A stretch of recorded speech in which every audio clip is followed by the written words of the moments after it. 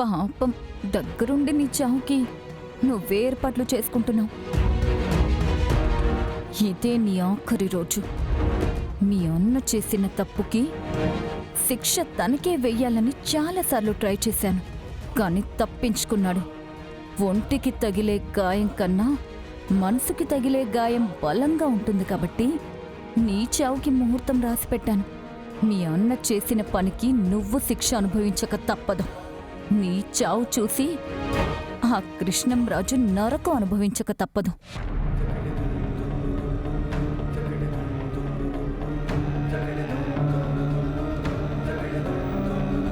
నువ్వు పోతావు.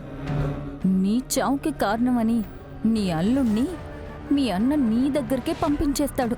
ఆ తర్వాత ఒక్కొక్కరిని దూరం చేసి నీ అన్నని ఒంటరి వాణ్ణి చేసి తనని మీకు తోడుగా పంపిస్తాను.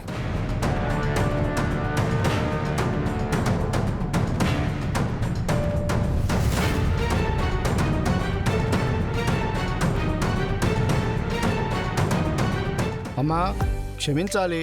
మా గురువుగారికి అనారోగ్యం చేత ఆయన రాలేకపోయారు. మమ్మల్ని పంపించారు. ఇంకా సేపట్లో మా చిన్న గురువు గారు వచ్చేస్తారు. ఏర్పాట్లన్నీ చేసేద్దామమ్మా. అవునా పంతులు గారు? సరే, అంతా చేసేసినాం, కానీ అక్షింతలు తీసుకురావడం మర్చిపోయినా. నేనిప్పుడే తీసుకొచ్చిస్తాను. ఈ లోపు మీకేమేం కావాలనేది చూసుకోండి, సరేనా? అలాగేనమ్మా.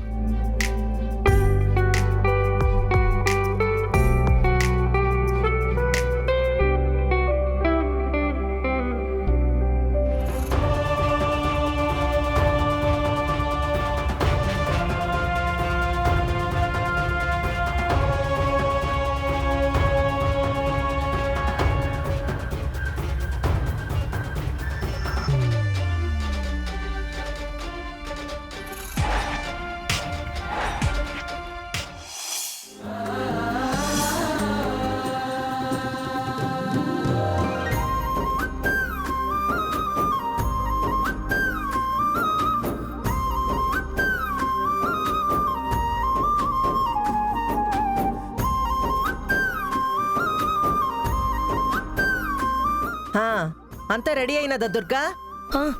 అవుతుంది. వరుణ్, అర్జున్, త్వరగా రండ్రా. మంగళ స్నానాలకి టైం అవుతుండాది.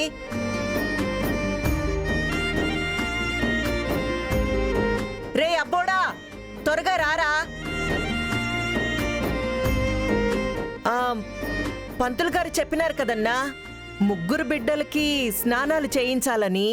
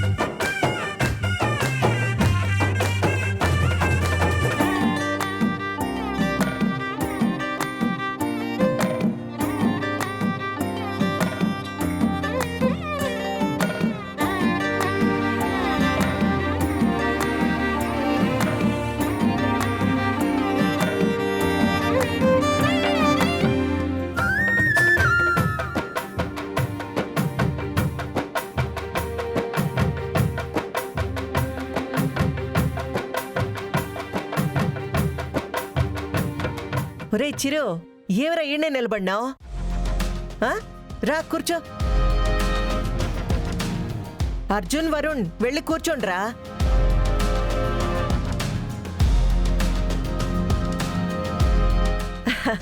మీ నాయనే ఒప్పుకున్నాడు కదరా మంగళ స్నానానికి.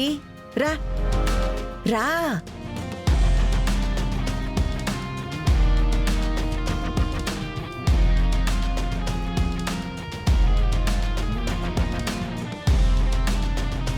మళ్ళీ మీ ఇంట్లో వాళ్లతో కలిసిపోయావని ఆనందపడుతున్నావు కదూ.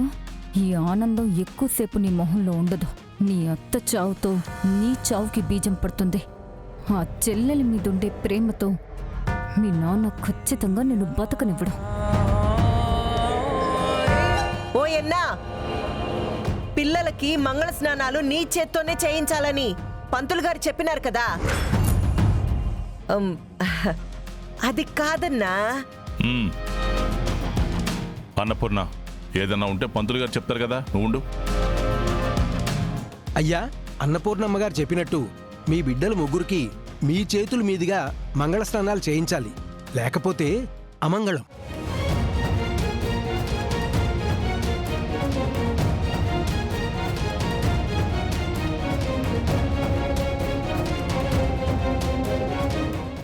అన్నా, ఓ అన్నా, ఈ తూరికి నేను చెప్పినట్టు వినన్నా. అయ్యా, పిల్లల ముగ్గురికి మీ చేత్తో బొట్టు పెట్టి తల మీద నీళ్లు పోయండి. మీ చేతుల మీదుగా స్నానాలు చేయించినట్టుగా అవుతుంది. దా అన్నా, దా.